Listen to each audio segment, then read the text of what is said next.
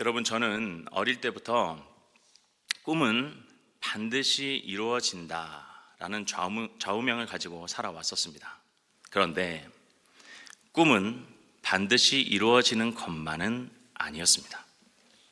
제가 모든 일을 늘 긍정적으로만 대하는 사람은 아니지만 그래도 제 자신을 판단할 때 저는 긍정의 사람이라고 생각합니다. 그래서 꿈을 꾸고 그 꿈을 이루기 위해 노력하면 반드시 이룰 때가 올 것이라고 믿었습니다. 정말 열심히 노력했어요. 하지만 깨닫게 된 것은 넘지 못하는 산이 있구나.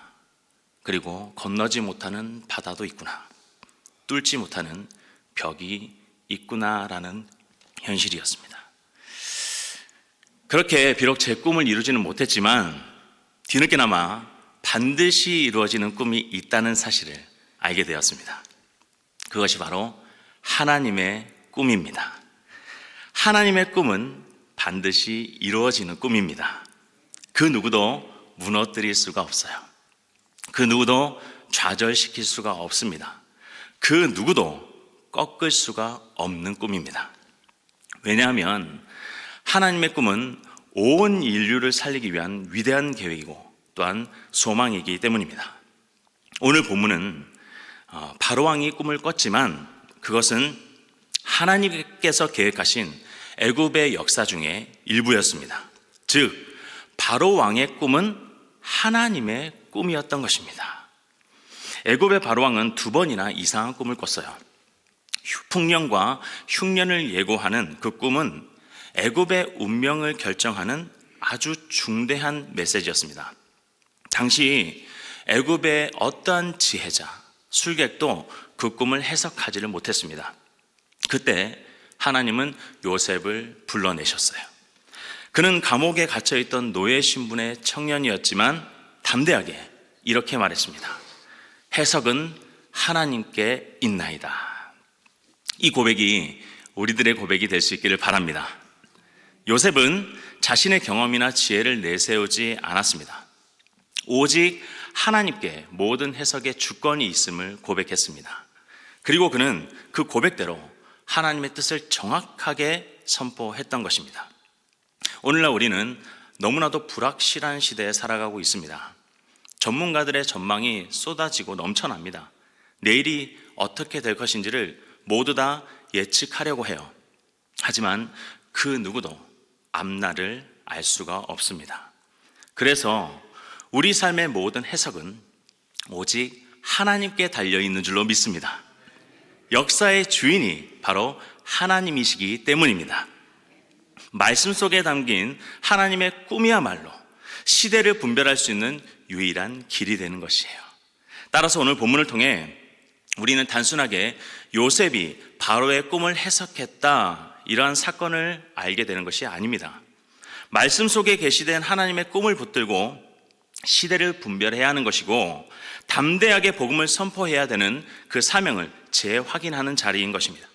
또한 하나님께서 믿는 자들을 통해 가정과 교회, 온 세상이 그분의 꿈을 경험할 수 있기를 원한다는 그 사실을 깨달아야 하는 것입니다.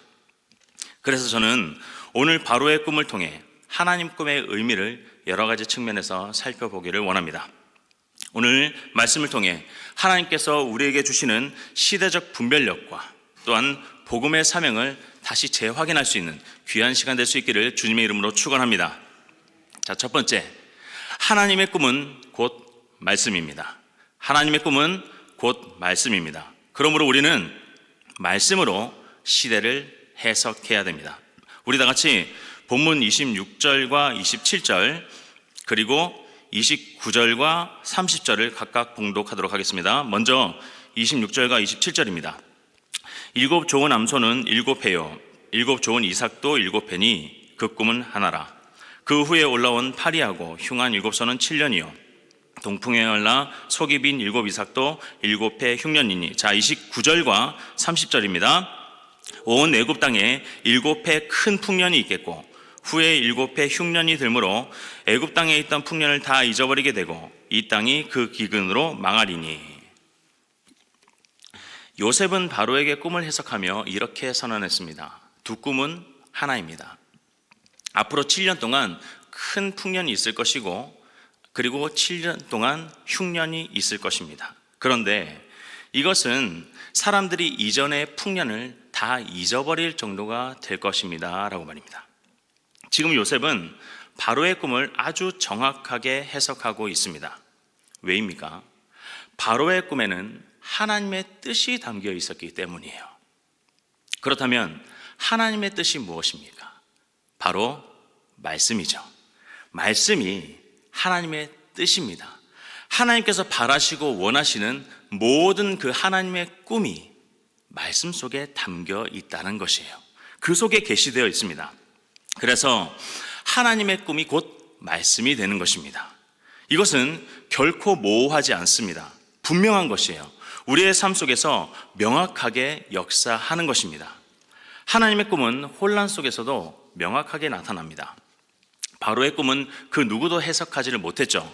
애굽 최고의 지혜자와 술객들 다 길을 잃고 방황했습니다. 그러나 요셉은 분명하게 말했습니다. 해석은 하나님께 있다라고 말입니다. 오늘날 세상은 수많은 정보, 철학, 사상으로 가득 차 있습니다. 하지만 정작 길을 찾지를 못해요. 과학은 우리에게 편리함을 주지만 영원한 해답을 줄 수가 없습니다. 철학은 수많은 질문을 우리에게 던지지만 죄의 문제를 결코 해결해 줄 수가 없습니다. 오직 하나님의 말씀만이 길이요, 진리요, 생명이 되는 것입니다. 예수님은 요한복음 14장 6절에서 이렇게 말씀하셨죠. 내가 곧 길이요, 진리요, 생명이다 라고 말입니다. 세상은 길을 찾지 못해 방황하지만 성도는 말씀 속에서 하나님의 꿈을 발견하고 길을 찾아 나가야 되는 것입니다. 그래서 하나님의 말씀은 시대를 해석할 수 있는 열쇠가 되는 거예요. 요셉이 바로의 꿈을 통해 시대를 해석했던 것처럼 오늘 우리는 말씀을 통해 우리의 삶을 해석해야 되는 것입니다. 시편 기자는 119편 105절에서 이렇게 고백했습니다. 주님의 말씀은 내 발의 등이요 내 길의 빛이니이다. 오늘날 우리는 경제지표 또한 정치, 뉴스, 과학적 통계에 더욱더 민감하게 반응하고 있습니다. 그러나 말씀을 통해서 세상을 해석하지 않으면, 말씀을 통해 세상을 읽지 않으면 결국 우리는 세상의 불안과 두려움 속에 휩싸이게 됩니다. 말씀은 단순히 개인에게 위로를 주는 책이 아닙니다. 세상의 흐름과 역사를 꿰뚫어보는 열쇠가 되는 것이에요. 완벽한 기준이 바로 말씀이 되는 것입니다. 말씀을 붙드는 자는 절망 속에서도 희망을 봅니다. 절망 속에서도 소망을 볼 수가 있는 것이에요. 그리고 혼란 속에서도 분명한 길을 찾을 수가 있는 것입니다. 오늘 우리의 삶을 무엇으로 해석하고 있습니까? 정치입니까? 아니면 경제 상황입니까? 아니면 넘쳐나는 뉴스 정보입니까? 아니면 하나님의 말씀입니까? 하나님의 꿈은 이미 말씀 속에 다 계시되어 있습니다. 우리는 말씀을 붙들 때에 시대를 올바로 해석할 수 있을 줄로 믿습니다. 우리 모두가 그렇게 될 수 있기를 주님의 이름으로 축원합니다.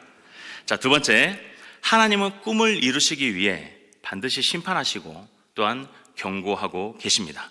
우리 다 같이 본문 31절과 32절을 봉독하도록 하겠습니다. 31절, 32절 말씀입니다. 그 후에 7 흉년이 들므로 애굽 땅에 풍년이 있음을 기억하지 못하게 되리니 이는 그 후에 흉년이 매우 심함이라. 바로께서 꿈을 2번 겹쳐 꾸신 것은 하나님이 이 일을 정하셨음이니 속히 행하시리니. 자, 요셉은 바로에게 이렇게 말했습니다. 이 흉년은 너무 심해서 사람들이 지난 풍년을 다 잊어버릴 정도가 될 것입니다. 그리고 이 일이 2번 반복되는 것은 이미 하나님께서 결정하신 것이고 하나님께서 행하실 것입니다 라고 말입니다. 32절에 보면 하나님이 이 일을 정하셨고 속히 행하신다라고 기록하고 있습니다.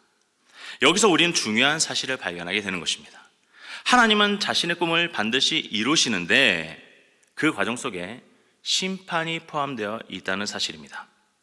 그런데 다행인 것은 그 심판을 앞두고 경고를 하고 계신다는 거예요. 하나님의 심판은 피할 수 없는 현실입니다. 오늘날도 똑같아요. 하나님은 주님의 날이 도둑같이 임할 것이라고 말씀하셨습니다. 사람들은 여전히 먹고 마시고 즐기지만 하나님의 꿈은 반드시 이루어지는데 심판 또한 피할 수가 없는 것이라는 거예요. 그러나 하나님의 심판은 은혜의 경고입니다. 요셉은 단순히 흉년만 알린 것이 아니었습니다. 하나님께서 경고하시며 준비할 기회를 주셨다라고 지금 전하고 있는 거예요. 심판은 단순한 파괴가 아닙니다. 돌아오라는 초청이에요. 베드로후서 3장은 분명히 이렇게 말씀하고 있습니다. 주의 약속은 더딘 것이 아니라 아무도 멸망하지 않고 다 회개하기에 이르기를 원하심이라. 무슨 말씀입니까? 하나님의 마음은 궁극적으로는 심판이 아니라 구원이라는 말씀입니다. 그래서 오늘도 우리에게 경고를 하고 계시는 거예요. 돌아오라는 것입니다. 삶 속의 모든 사건들, 나라와 세계의 상황들, 그리고 무엇보다 말씀을 통해서 지금 돌아오라고 초청하고 계시는 거예요. 하나님의 경고는 우리를 살리시려는 은혜의 손길입니다. 그러므로 아직 하나님께로 돌이키지 않은 자, 주님을 믿지 않는 자, 지금 이 시간에 돌아와야 되는 것이에요. 말씀 앞에 무릎을 꿇고 죄를 회개하고 주님을 믿고 주님의 길을 준비해야 되는 것입니다. 심판은 반드시 임하지만 회개하고 주님을 믿는 자에게는 구원이 임할 줄로 믿습니다. 지금이 바로 준비할 때인 것이고 우리는 복음을 전해야 할 때인 것입니다. 자, 세 번째, 하나님의 꿈은 하나님께서 이루시기에 우리는 담대할 수 있습니다. 하나님의 꿈은 하나님께서 이루어 가시기에 우리는 담대할 수가 있는 것입니다. 제가 오늘 본문 중에 세 구절을 봉독하도록 하겠습니다. 여러분은 눈으로 따라오시면 됩니다. 25절입니다. 25절. 요셉이 바로에게 아뢰되 바로의 꿈은 하나라. 하나님이 그가 하실 일을 바로에게 보이심이니이다. 28절입니다. 28절. 내가 바로에게 이르기를 하나님이 그가 하실 일을 바로에게 보이신다함이 이것이라. 32절입니다. 바로께서 꿈을 2번 겹쳐 꾸신 것은 하나님이 이 일을 정하셨습니다. 하나님이 속히 행하시리니. 이것입니다. 하나님이 보이셨고 하나님께서 정하셨고 하나님께서 행하실 것이다. 하나님의 꿈은 사람의 눈에는 실패처럼 보일 수도 있습니다. 요셉의 인생을 보면 그는 형제들에게 버림받았고 보디발의 아내에게 누명을 쓰고 잊혀진 죄수로 감옥까지 갔었습니다. 사람의 눈에는 실패자였어요. 그러나 하나님은 이 모든 것을 하나의 퍼즐처럼 사용하셔서 결국 요셉을 애굽의 총리로 세우셨습니다. 하나님께서는 우리의 눈에는 실패처럼 보이는 그러한 사건들도 하나님의 꿈 속에서 반드시 성공으로 승리로 이끌어 가시는 것입니다. 그래서 하나님께서 이루실 그 꿈을 믿고 요셉은 지금 담대하게 바로에게 선포하고 있는 거예요. 이 꿈은 하나님께서 당신에게 보이시는 겁니다. 그리고 이것은 하나님께서 정하셨고 하나님께서 행하실 것입니다 라고 말입니다. 그래서 십자가는 하나님께서 이루신 완벽한 꿈의 결정체였던 것입니다. 예수님의 십자가를 바라보던 제자들은 절망했어요. 우리가 따르던 스승이 실패했다. 그러나 하나님은 그 십자가를 인류 구원의 완벽한 계획으로 사용하셨습니다. 십자가는 실패가 아니라 완성이었어요. 다 이루었다는 예수님의 선포는 하나님의 꿈이 완벽하게 성취되었음을 알리는 선언이었습니다.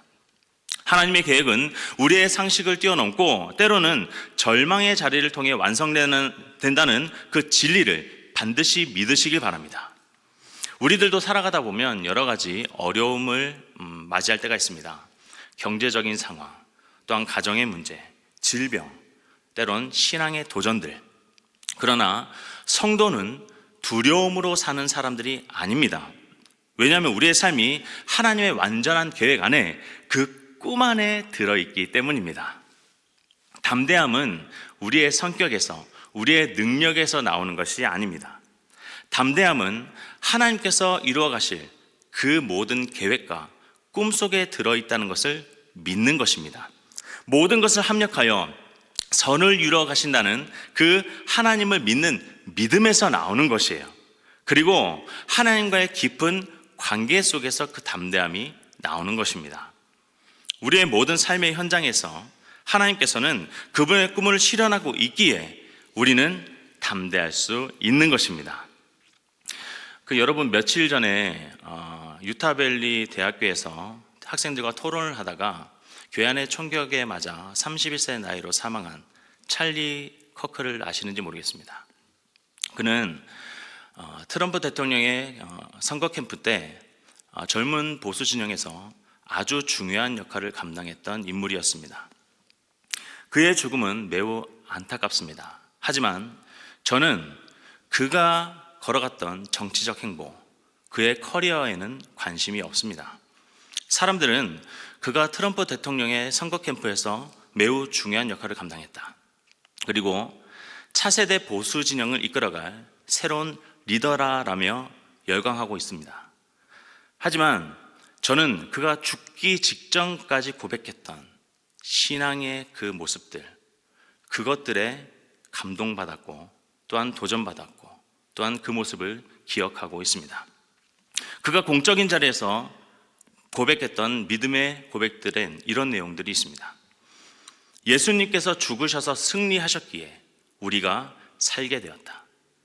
예수님만이 완벽한 삶을 사셨고 죽으셨고 3일 만에 부활하셨다. 그분이 바로 하나님이시다.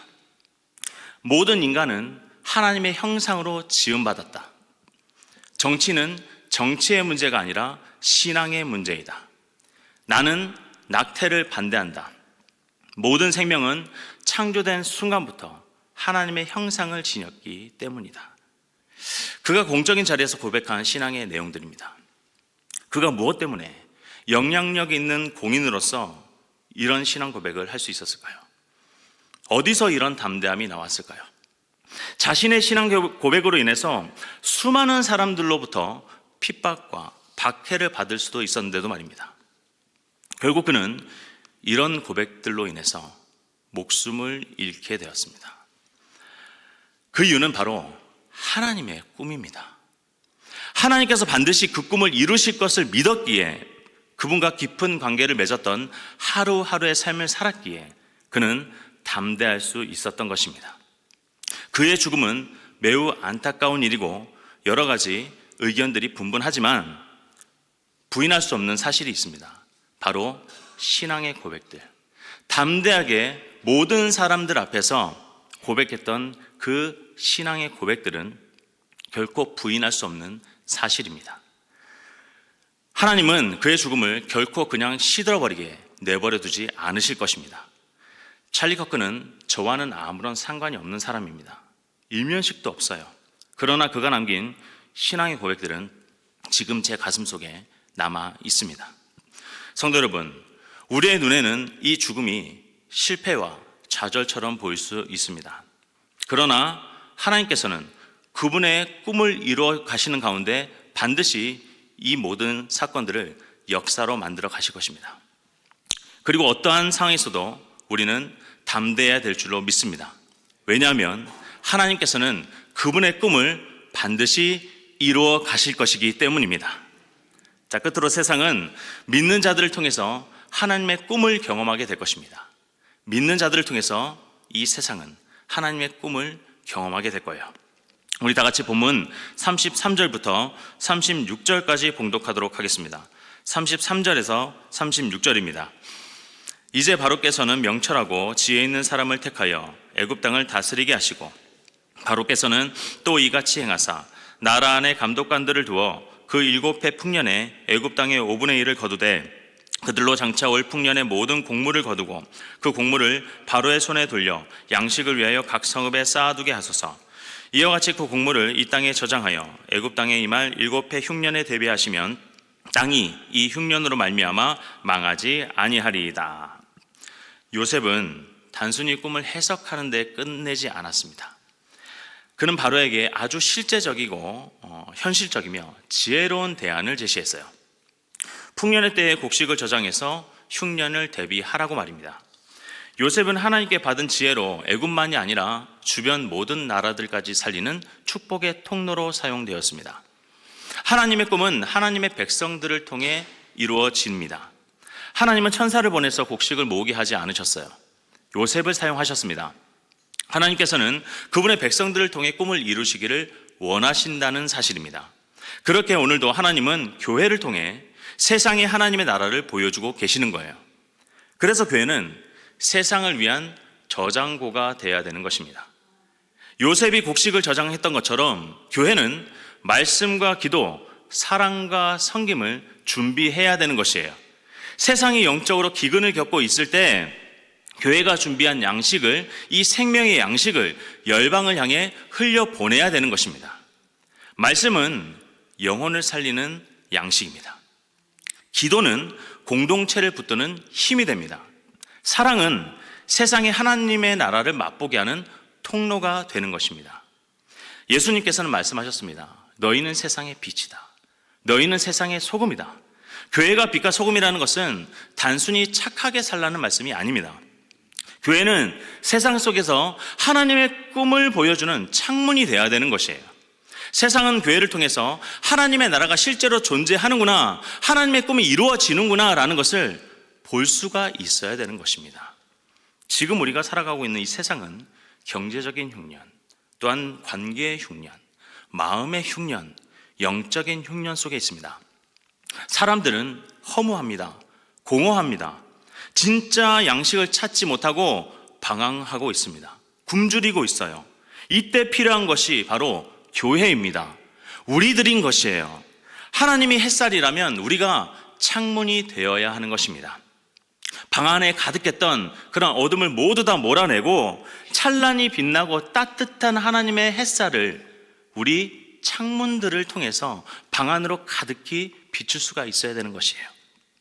말씀과 기도, 사랑과 섬김으로 세상을 살려내야 되는 것입니다. 햇살이 없으면 창문은 아무런 의미가 없습니다. 햇살이 있어야 창문의 존재 이유가 있는 것입니다.